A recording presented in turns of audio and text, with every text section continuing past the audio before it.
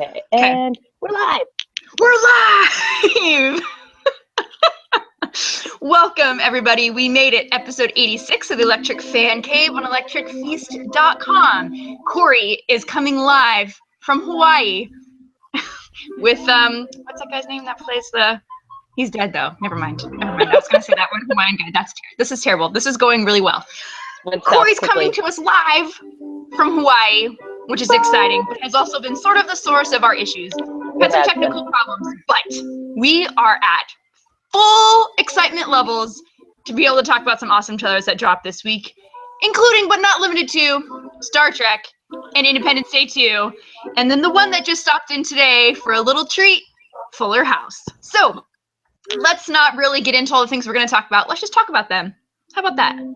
I feel great about that. Yes. And cut. Thank Aloha. you for the... Aloha, Corey. Aloha, says my pineapple orange drink. Somebody, why don't you use aloha for like hello and goodbye? It is hello and so. Well, I'm just wondering. I mean, if you're talking to someone and they won't shut up and be like, "Oh, okay, aloha," do they just like start all over again? That would actually be. I can see that happening around here.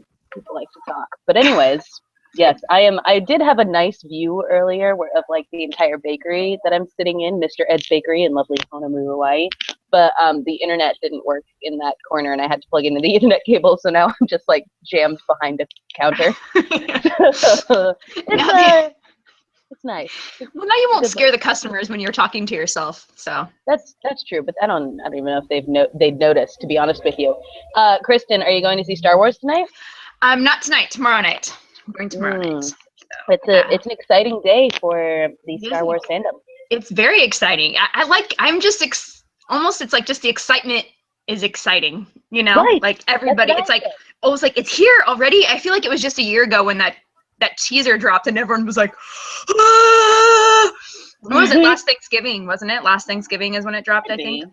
I'm not sure. And everybody was losing their shiz. And so it feels like, I don't know. I mean, we've been patient long enough, but it's exciting that it's finally here. So I'm excited mostly for some of my friends and family who are really, I mean, I know Matt best. I'm like really excited for him because I know he loves Star Wars, and we had a couple of other from my cousin is like obsessed. I grew up with it, so I'm excited for them to see it. Obviously, as almost more to like you're like, what did you think? You know, to kind of get like not that I'm not a fan, but it's like they're like real fans. You know? It's like the really like the intense fandom. The intense fandom. I'm excited to hear. I'm excited about that too. That's the thing is, I decided I was like, you know what? Let's go see it tonight. Like, why not? Because I just wanted to like experience everyone else experiencing it for the first time because it's the first showing here in Hawaii. So literally no one will have seen it. It's not like it's LA where there's going to be like some people who went to like some industry thing. It's like no one will have seen it before. And I'm hoping that it's going to be, you know, sort of a thing where people laugh loudly and cheer and, you know, things like that. Because I love getting that experience going to a movie. So hopefully that's what it's going to end up like. And also hopefully we get there early enough that we're not like jammed in the back. In the front, yeah. Yeah, you never know what it's going to be like when you go to a theater that's not your normal theater. True. So, but it's definitely going to be packed, I'm sure of that, because this was the only showing that wasn't sold out when I ordered them this morning. So cool. Crazy pants, but happy Star Wars Day. Happy Star Wars Day, everyone. Yes, very exciting. Momentous occasion. I'm actually going to see it with Owen tomorrow. Oh my goodness. So I was thinking about Star Wars fan. Yeah, I was thinking about it. So I'm going to try maybe get a couple of videos, maybe like when we're getting ready to sit down beforehand, like excitement level, where are we at? He did stop me earlier this week and he was like, Kristin, 2 days until the day. And I was like, I know. Oh, I'm so excited. And he was like, then he just like ran away screaming, you know? And I was like, you do you. As kids do. As they do. So, yeah. Speaking of kids screaming, can I tell you something? Have you spent any time in Hawaii, Kristin? I have. I mean, not like extended periods, but yes. Sure. But like, where did you stay in Hawaii? The first time I was on Kauai and I stayed at a friend's house. Okay. So, and then the second and third times I was on Oahu, like just like in a hotel and a timeshare. So Right. So here's my thing. You may have experienced this having stayed at a friend's house instead of like in a resort or something like that. The walls here are very, very thin. And you can hear everything in everybody's house, all that kind of stuff. Like everybody's business is your business, stuff like that. And all night you just hear like coqui frogs, and in the morning there's roosters and all of that jazz. Yes. This morning, someone's kid did not want to go to their Nana's house. And I swear it felt like a war was going on next door. Like the screams were blood curdling. I had never heard anything like that before. And I was like there was a moment where I was like, should I call the cops? Are they being abused? And I was like, no, this kid's just like really, really upset. And it was like, it sounded like other kids were then reacting to like how like upset this kid was. And then the roosters started going crazy and the dogs started barking. And I was like, oh my gosh. It was really something. So yeah, I woke up at 5 this morning and I've been up since then, because I was like, that's I don't think I'm coming back from that. No. Like it immediately, before something like everything really sinks in, how stuff just sort of incorporates into your dreams. And so like the dream that I had before I woke up was like really horrifying. Right. Like, people had to do some sort of like a obstacle course that either you won or you died.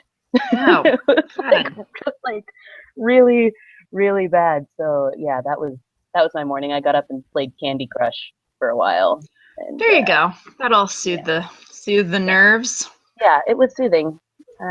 Anyways, what do we got on the docket? We have a lot on the docket. We have a lot. So we probably should start with, I don't know, I feel like the top 2 trailers from this week, which we're probably most excited about. So we're going to start with Independence Day 2 to really kick this off into high gear. Initial reaction, Corey. Yeah.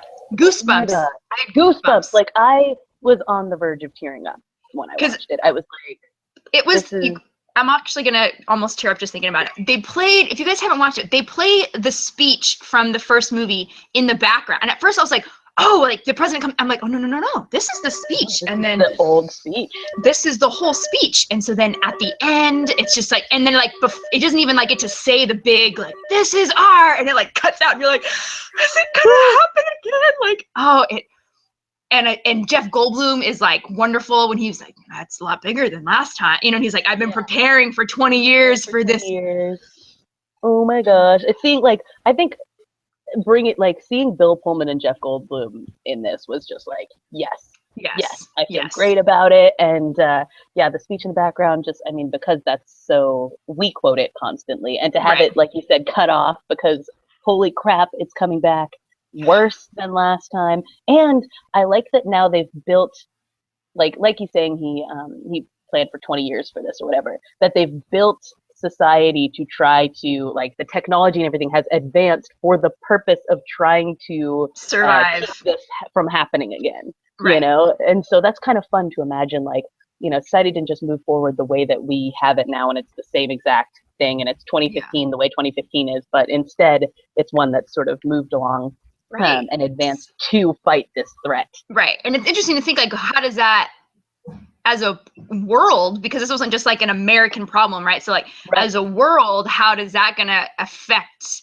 laws and the way we've, kind of situated and governed ourselves and culturally and all this? I don't know how much they'll go into that, but I think that'll definitely be at least everybody's part of their mindset will be like growing up, like this could happen again. Yeah. Like, what does that do for international relations? Yeah.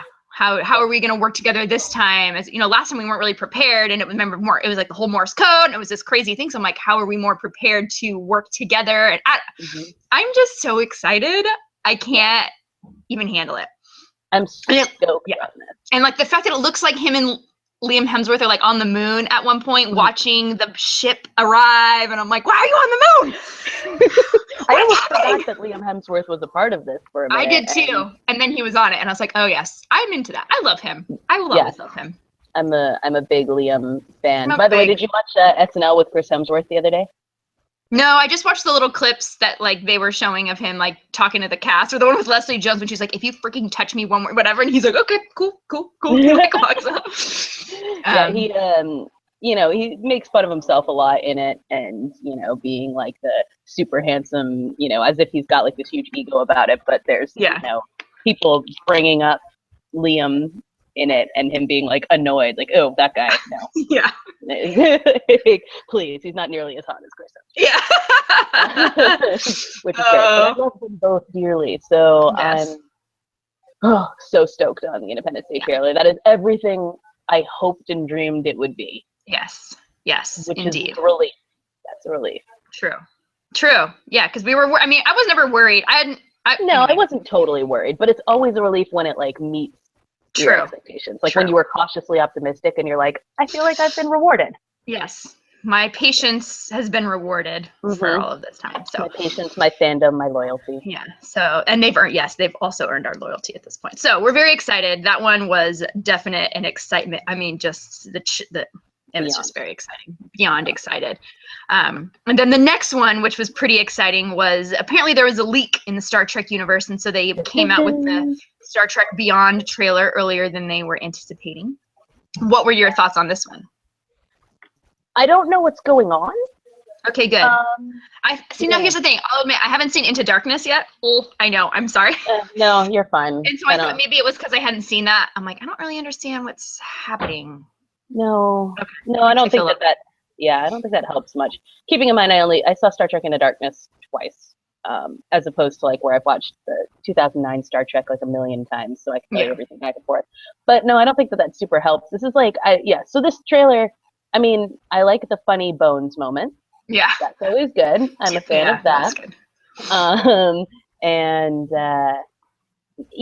I feel like I just don't like understand enough what's going on to really say like, oh, this looks great, or oh, this looks terrible, or anything like that. It's just kind of like action. Here's more action. Like, I mean, it is Justin Lin, so. Oh, that's right. I forgot about that. Yeah. Well, that does that gives me more like hope for it. I'd forgotten that was a thing. Yeah. But I mean, I don't know how you could forget that. That was like almost the main part of the trailer.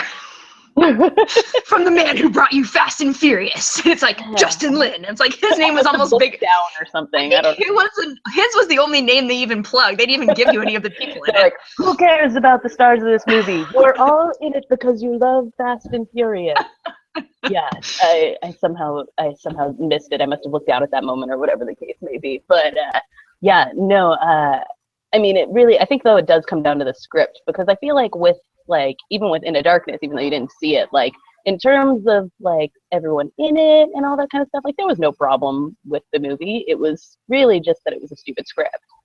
And so, you kind of got tired of what was happening in it when you were like, this doesn't make sense, or this shouldn't be a thing, or stuff like that. So it wasn't so much like the directing was fine. JJ knows what he's doing, but it was more just the script was bad. So hopefully the script will be good, so that our boy can shine with this one. But yeah, I don't have a lot of thoughts on it. I don't know. Anything else you'd add to that? I know. I thought it looked, same thing. It's one of those trailers. I think we actually talked about this last week. We said either trailers give you too much information sometimes, or they don't give you any, and you're like, So this was one of those ones where I'm like, I'm not really sure what the plot is. Obviously, they get into shenanigans. Yeah. I'm not really sure what that one girl is that's white with the weird, I don't know what her deal, you know what I mean? So it's one of those things where I'm like, it looks cool. It looks really cool. And the action scene, and you're right, Bones is like on point as usual. So as always. Good old Carl. So is Simon Pegg. Scotty. Yeah. Scotty. He seems pretty like he's going to be fun again. So at least those parts. And they kept saying I didn't remember seeing Idris Elba in it. Was he like just in a monster Everybody costume? Keeps saying like, oh, Idris Elba. And I'm like, was he in this trailer? Unless Idris Elba is the girl and they're just really pulling a fast one on us. Oh, that'd be crazy. I don't know. What I will say though is that as I'm looking at it and thinking like Justin Lin directing and all that kind of stuff, and being Fast and Furious-esque action, I do think to a certain extent this is kind of the problem also with Star Trek at this point, is it's gotten away from like what all of the series are, which is like sort of about like politics and diplomacy and things like that. Like there's like, it's not just about going and getting into adventures where like stuff blows up. There's like actually sort of this political bent to it, and like a lot of like, I don't know, the trouble doesn't have to be stuff that's like way over the top. And so I think that is one of the things that the movies suffer from, is just being like, we want this to be an epic mega adventure, instead of it being like, well, Star Trek isn't really that. Yeah. There's usually a lot of talking in Star Trek. There's like a ton of talking, and that's not really happening in these. So I don't know. We'll see what happens. I'm sort of 50-50 on it. Okay. I guess. Okay. I can go either way. Okay. But can tell you that I was very excited about the Fantastic Beasts and Where to Find Them trailer. I thought that one looked really fun. It was such a weird, like, feeling of like being excited that they're returning to the world, but like being glad it wasn't like a continuation of the Harry Potter story. Eddie Redmayne, that part at the end, you guys, it's a teaser again, so it's very short, and it's short. So it's one of the, you're kind of thing they give you enough actually, almost, they tell you more about the plot than Star Trek trailer did, which is funny. In the one line that they say. In like the one line they said, a man arrived with a case. Some of the creatures escaped. You're like, okay, so that's where we're going with this. Yeah, but at the very end of the trailer, you see little Eddie Redmayne, like so adorable in his beautiful, we already talked about his costume is amazing, sitting on a bed, and he like kind of opens up this case, rumbling, closes it. There's a girl sitting there looking at him, and he goes like, did someone open it? And he's like, just a smidge. And I'm like, oh my God. Just a smidge is how much I love this. False. I love it a lot of smidges. More than a smidge is how much we love this trailer. So I am really excited, and anyway, I'm very excited about that. I really think that captured the magic of like the Harry Potter universe and everything. Like you said, without returning to Harry Potter, which is important. And yeah, I felt like it had the music, it had that sort of, dark tone, but the adorableness, and it set up everything. Like now I feel like I'm going to go into that movie. Even with this teaser trailer, I could watch that and be like, I know what the rest of this is going to be about, which is kind of similar to Goosebumps plot, I guess. And I love that. So I feel okay about that whole thing. It's a really effective short trailer. Yep. Which I appreciate greatly. Yes. So well done, job. Fantastic. We're very excited for you. Who's directing that? Justin Lin. Justin Lin directing.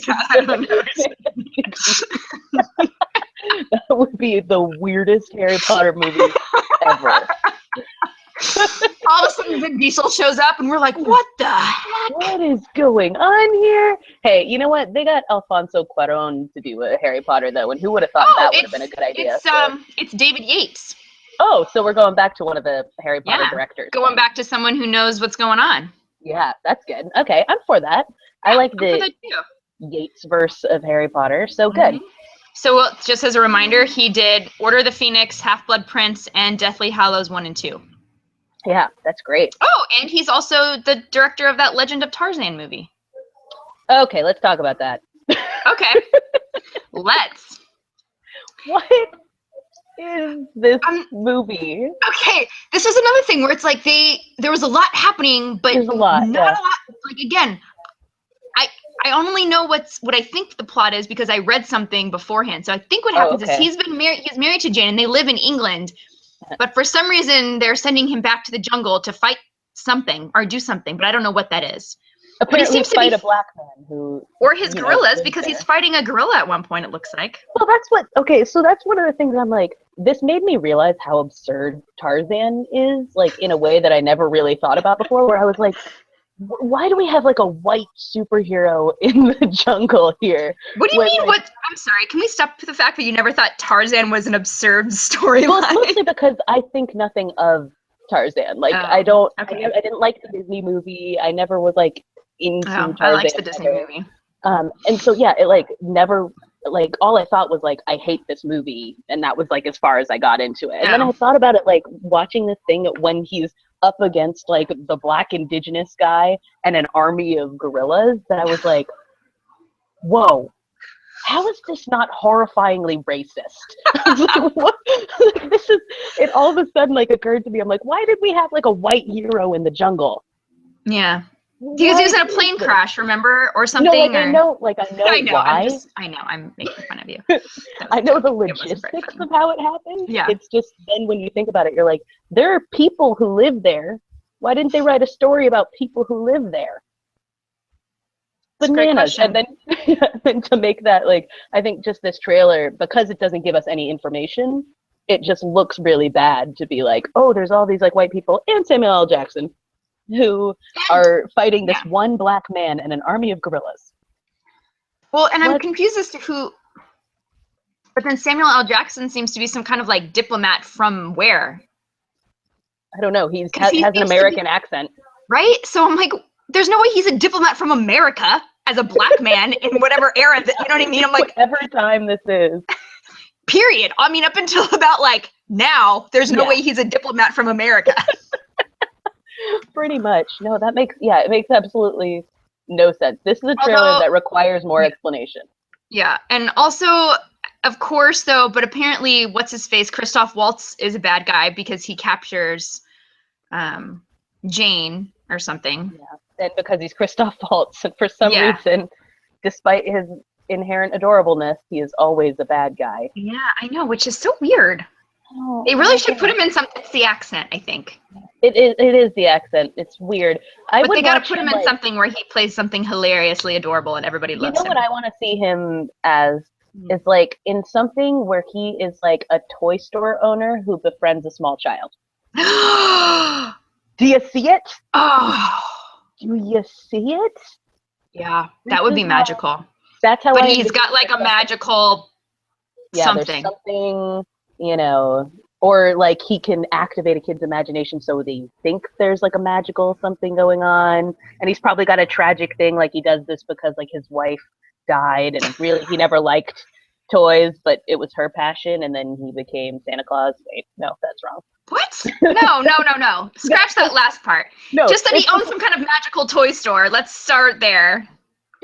I was basically giving you the plot of that one Hallmark movie where Ben Stiller's wife goes to the town that has the Santa who's been Santa for 50 years. Oh, yeah.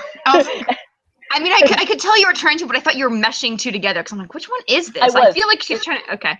It was because I started to make up a thing and then I realized that I was basically retelling that plot that I just went with it. No. Anyways, but, that's what I want to see Christoph Waltz. I know. Well, and then also this one too, it's like, and of course there's Margot Robbie, and I don't know, I think we've already talked about, I don't know why all of a sudden she's like trying to make her a thing. Or why we love her. I mean, we're supposed to, apparently, because she's in everything. But then also it's like, and of course, she plays Jane, who gets captured by the mean Austrian man. You know, it's like, of course. And now she's going to spend the whole movie on a boat tied up, probably almost going to get raped. It's like, okay, we get it. Yeah. She's totally helpless until Tarzan shows up. It's 2015, so they'll throw her a bone and she'll get to like do like one or two badass things while she's tied up. Maybe. There, you know. Doubtful. And like it's 2015 and we made a Legend of Tarzan movie with a diplomat from America who's black. So I'm not really sure how much credence, credit we're giving this movie here. I don't know. Anyway, it looks weird. People were just more, I think, I mean, they just have the hot guy in it, whatever his name is, the wolf from True Blood. Is he a wolf in it? I don't even know what he is. Vampire. Whatever. Eric from True Blood. Sure. Yeah, I don't know. Whatever. I haven't even really seen anyone react to this one. I feel like this is just going to be like a weird misfire that's going to be like, oops, the studio probably shouldn't have made that movie. Yeah. Because it's like, who's the target audience? It's not for kids. Yeah. And like, what adults are like, gee, I was really hoping for a Tarzan. I don't know. That's a good question. So, whatever. I don't know. That one is befuddling to all. You know what else was befuddling to me? Did you watch the High Rise trailer? Or I did. Okay, that is befuddling, but I think in a good way, personally. Yes, in a different way. Befuddling as in I'm still not sure what's going on. So for a long time, I've kind of heard this. If you guys haven't heard, it's the Tom Hiddleston movie High Rise. And they made a trailer. We'll put it in quotes. It's more like it's made it like an advertisement, a commercial for this high rise. That's apparently what the movie's about. And so it's a weird. I don't understand it. Also, again, not sure what's going on. So there's like a high rise where they kind of want everyone to live, but I don't know if it's like nowadays and it's dated, or if it's like back when it was new, but things are starting to break down. Like you get stuck there, you can't leave or something. It reminds me of a show I really liked that got canceled. And I always want to call it Hotel 666, but that's not what it was called. 666 Park Avenue maybe was what it was called.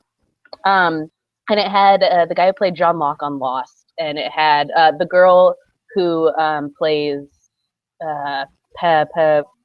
what's the best friend on Jessica Jones? Yeah, the Australian girl? The Australian girl. She was in it. Not and Pam. is it Pam? No, I don't know. No, it's not Pam. Wrong. It's like it sounds Pat. wrong. Pat, Patricia, Pat? Trish. Nailed it. Trish. We got there. Pat, I think Patsy, her comic. Betsy. Something of Patricia. Trisha. Something, right? Trish. Anyways, it's Patsy. Anyways, so it was the show that basically it was like people moved into this hotel and this like high rise, I guess, like this big residential building that was fancy and all that kind of stuff. And then like there was some like soul selling sort of thing. So it's eventually everyone was sort of tricked into like selling their soul for something that they really wanted in this building. And so they would like, it was crazy, but then of course they would die, like they would make trade and then something horrible would happen to them. But it kind of reminded me of that. And so like you don't know really what exactly is going on, but there's some reason that they're in this high rise and like the building doesn't want you to leave, or someone there is keeping you from leaving, and it's this weird like utopian sort of society that something is definitely very wrong underneath. And it reminded me of the David 8 Prometheus commercials. Do you remember those when Prometheus came out, that they had like commercials that were like the David model talking about how it was Michael Fassbender? Yeah, no, I don't really remember that. Okay. Well, the commercial, if you all remember that, it's sort of similar to that vibe. Okay. Yeah. What were you going to say? Okay, but nothing. Just it also creepy, and I was like, I don't really know what's going on, and I think Tom Hiddleston's might be in charge of something that's there. I don't know. You're right. It's very creepy, and at first you're like, oh, you would love to live here, and then like the more it goes on, I'm like, this is a terrible commercial. Who would want to live here? It looks awful. Yeah, this place seems like unsafe. Talk to your marketing team. The lights keep flickering off. Yeah. And then it gives you a URL at the end of it too, so you can actually like go and check out more. So maybe if we investigate that URL, maybe we should do that.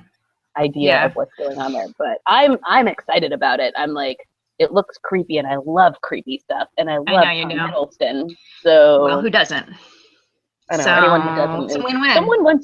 Someone said like that they like didn't like Tom Hiddleston recently, and I was like, there's no way for you to justify not liking Tom Hiddleston. I was like, the only reason would have to be one of those like he's just too popular, and I have a problem with that because like he's a great actor and he's a nice guy. Like they've clearly sold their soul to the creepy demon hotel. So seriously, that's the only excuse for not liking Tom Hiddleston. So come on. Whatever. Yeah, that's ridiculous. Now, the other big trailer that dropped was X-Men Apocolypse. Came out with their first trailer. Good. What did you think, Laddie? I thought it looked cool. Yeah. I mean, I haven't read the comic books on these, so I'm not like, I don't have like a not tied to something. To like. But I thought it looked really cool, and I loved the young Storm, whoever that girl is. I'm like, yes, you look awesome. All the 90s era costumes. And like the young, and it looks fun because they're all these, it's like the mixture of like, you still have the ones that they started in with First Class and Days of Future Past, right? So they've got like the parenty-ish people, or like the precursors to like the X-Men that we kind of know from the original or the first set of movies.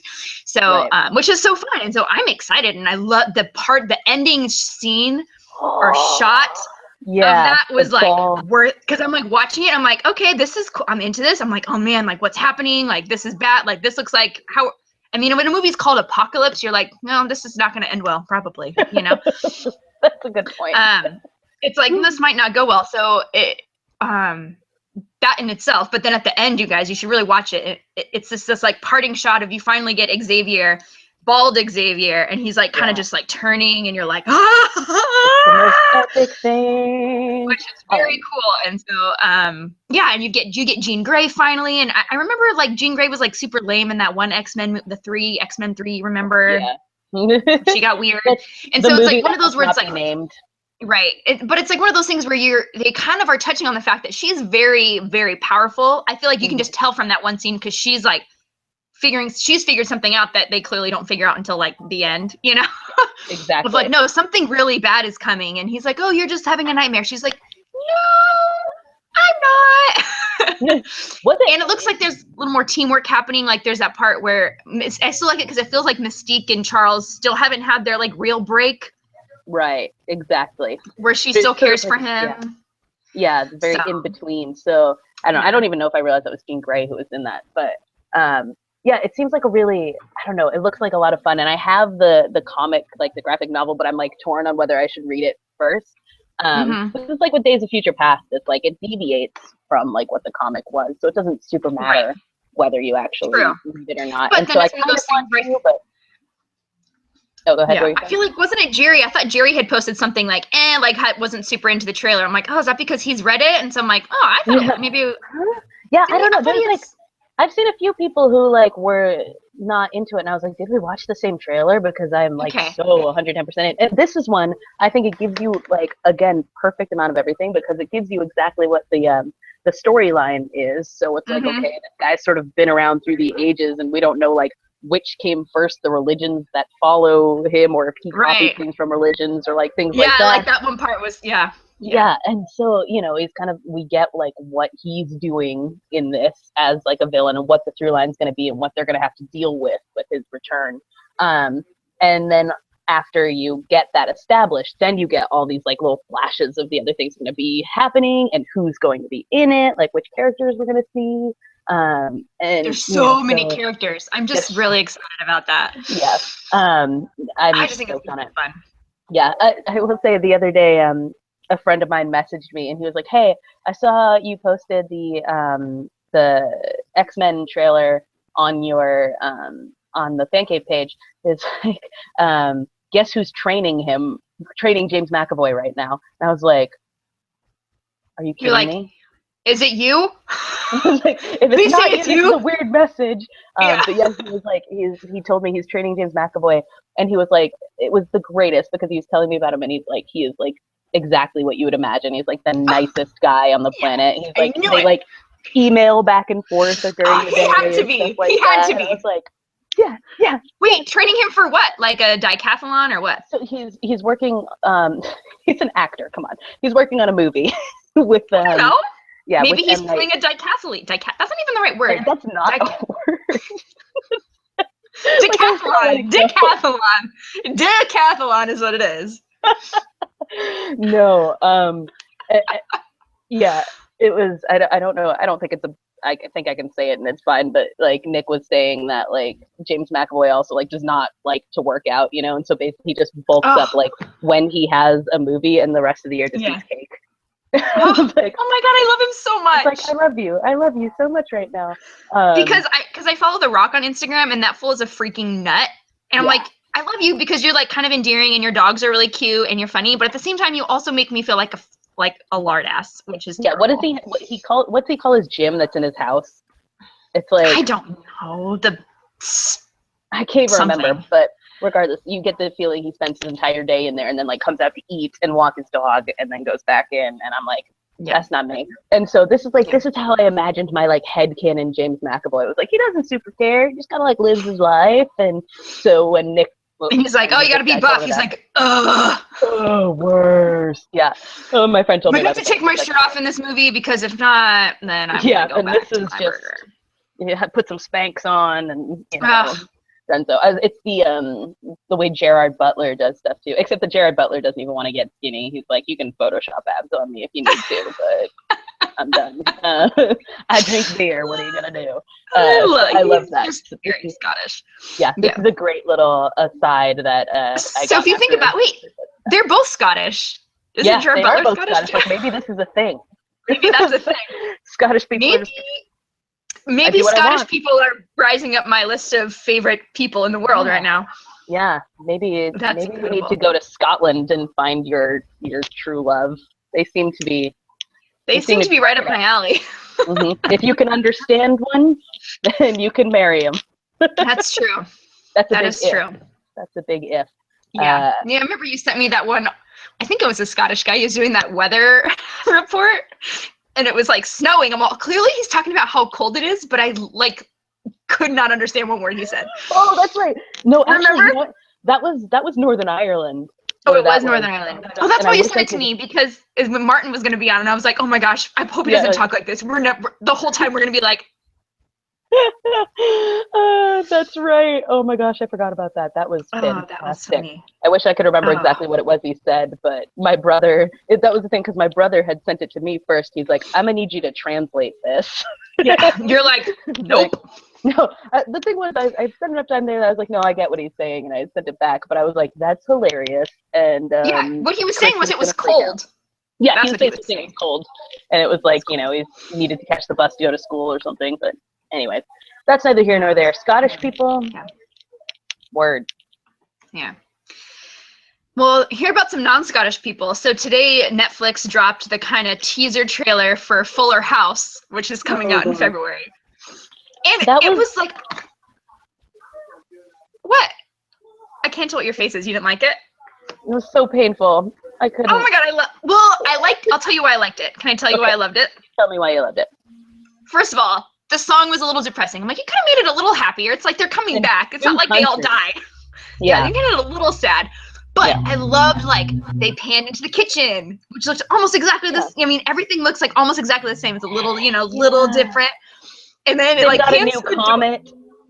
They got a new comet. It pans to the door, and you hear them like all out there, like you hear Jesse go like, "Watch the hair," and I'm like, "Oh my god!" Uncle Joey does his cut it out thing. It's like this whole, and it's like, but it's the same kind of delivery of like cheesy Full House, where like it sounds like it legit sounds like they did not re-record anything almost. Right. Like, no. Yeah. Definitely. So I was like, I almost teared up a little bit. I was like, oh my gosh, it's like the house, and I love it. I'm excited because I feel like it's gonna capture like the schmaltz of the old Full House and just kind of move it forward a little bit. So I think it's gonna be super fun. Did you see the thing that said that DJ might get back together with Steve in this? Okay, I didn't, but that would be so amazing. That'll win me over. I am all for that. I miss Steve. It's great.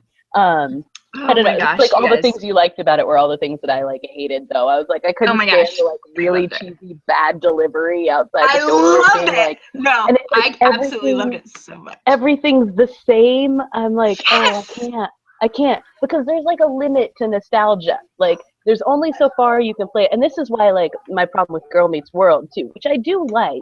But part of the problem with Girl Meets World is that even though they've moved the settings and things like that, it's that they play too much off of the old one, you know? And so it's like too much of it is relying on being like, remember how much you loved this? Remember how much you loved this? And I'm like, ugh. And so I don't want Fuller House to just be like, remember how much you loved Full House?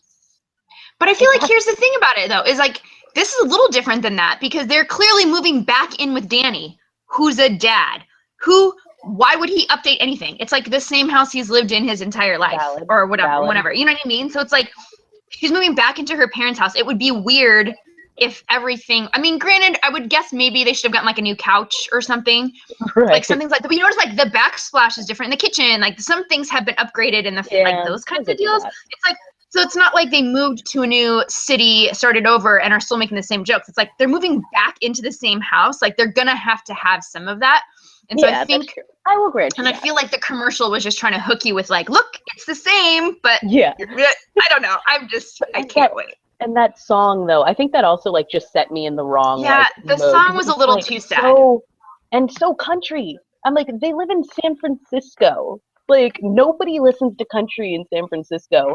Why this horrible twangy country song? Okay, first of all, don't say horrible. It's not a terrible song. Bad. It was bad. It's just too much of a sad song because this is like a happy thing. Like we're coming back. I'm like, I get where they were going with it, but I'm like, but we could have done without the that was a little. I'm like, okay, I could have done without the song, but other than that, I felt it was. It should have been more upbeat or like it's like more appropriate to San Francisco. Like I don't know, but anyway, I think it's gonna be fun. I'm super excited. It's just. I will reserve. I'm going to watch the first episode. Obviously. That's the guarantee. And then we'll see if it gets me beyond that. But this teaser didn't make me excited for it. It made me a little wary. That's all. Well, we'll agree to disagree on this one, Corrigan. Yeah, it happens. It happens. My brother and I are very excited. I texted him the trailer, and he was like, is it pathetic that I kind of almost teared up a little bit? I was like, absolutely not. It's okay. Fair enough. Fair enough. My brother's like my hero. You guys don't worry about it. He's amazing. Okay. Next up, let's see. Oh, let's talk about, did you watch the Ant-Man Honest trailer? I did watch the Ant-Man Honest trailer. Did you see Ant-Man? You saw Ant-Man, right? I loved Ant-Man. Okay. Yeah, okay, we did. I can't remember. It was so freaking awesome. I mean, I don't know how they nail it every time. Like, I've not seen one of these that hasn't been hilarious. Right, exactly. And you feel like you want to, like, be mad because you're like, no, but it was so good. But then you're like, no, but you're right. Yeah, you're totally right. But I liked it when he was like, it somehow took the most ridiculous, like, you think, everyone's like, but it actually kind of worked. Yeah, and it's like, it's just pointing out basically that Ant-Man like, runs off of the charmingness of Paul Rudd, and that like everything else is kind of boring, like sciencey, and like you know, and you're when they put all of Martin, and they put all of not Martin, when they put all of that guy. Oh my gosh, he's very Michael famous. Michael. You were gonna say Martin Sheen, which is what I always say when I mean Michael Douglas too. And then I was gonna say Kirk Douglas. I'm like, nope, that's not right.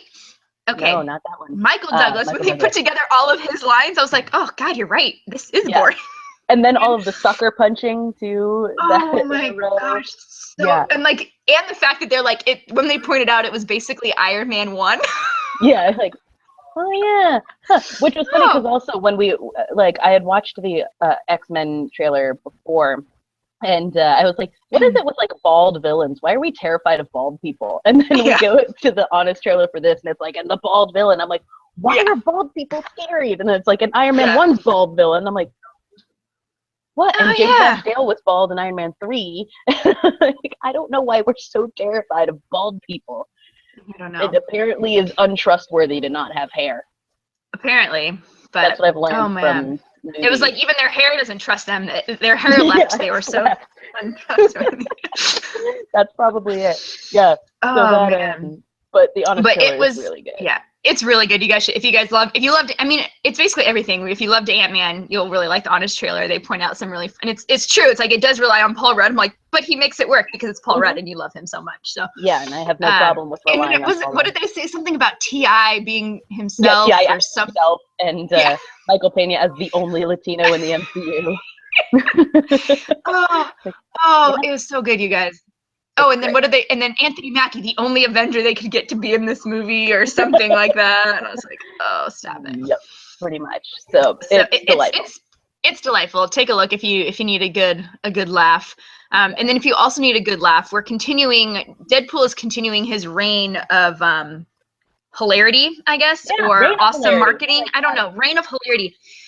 Deadpool, you guys, we've already talked about it. On Halloween, Ryan Reynolds dressed up like Deadpool and like interviewed these children at a park and was like super inappropriate and amazing, but has like really taken this character into be something else. And whoever is doing their marketing is a genius. So totally, they're doing a 12 Days of Deadpool before they're going to release a new trailer. So every day they're releasing a little tidbit on different sites you can check out. And so they had this little video of him when he's like drinking, which is funny. It's like, I legit thought, I'm like, how's he going to drink that through, and he like drinks his eggnog through his weird no mouth suit. Oh my gosh. It's just really funny. And you guys should check out the video from the one that we'll post. And then it kind of gives you a schedule of all the things that are being released. So we're on, I don't even know what day we're supposed to be on now, but. Well, we're what, 8 days out from Christmas. So it must be day 4. Right? Oh, that makes sense? I guess that makes sense. Like, am I mathing correctly? I don't know. Somewhere numbers are hard. Well, whatever. Anyway, you guys should watch this. Yeah, and it's delightful, and I'm so excited for Deadpool coming out in February. Yes. Yeah! Which is fun. And then a couple non-trailer video news. I gotta share this one because legit my brain almost exploded, and I shouldn't get too excited because it is just a rumor and it hasn't really been confirmed. Yeah, it's like a super rumor. It's like a super rumor. It's like there's basically no basis in it, but I would like to just simply throw in my 2 cents of I would like this to happen, please. Yeah. As in the super rumor going around is that Kurt Douglas might be in Guardians of the Galaxy 2. Nope. Nope. What did I say? I said Kirk Douglas again, didn't I?